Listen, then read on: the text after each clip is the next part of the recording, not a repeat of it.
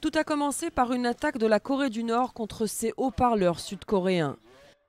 Des haut-parleurs placés à la frontière et qui diffusent à longueur de journée des messages anti-Kim Jong-un. Des messages vécus comme une déclaration de guerre. La guerre psychologique contre la Corée du Nord est par essence un acte ouvert de guerre contre elle.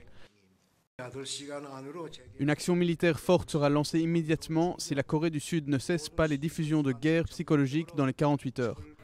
La Corée du Sud a riposté en tirant une dizaine d'obus vers le nord. Séoul, qui n'a pas l'intention de céder aux injonctions de son voisin et refuse de faire taire les haut-parleurs. La présidente sud-coréenne a réaffirmé vendredi sa détermination à ne pas se laisser intimider. L'armée doit se tenir prête à réagir rapidement.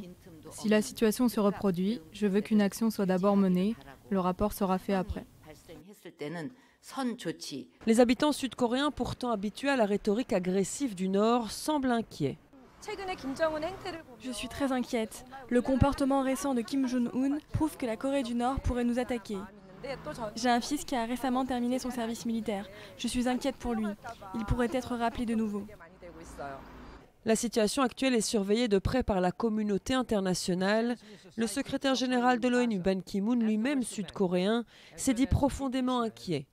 Les États-Unis, qui disposent de près de 30 000 militaires en Corée du Sud, ont pris la défense de Séoul et invité Pyongyang à la retenue.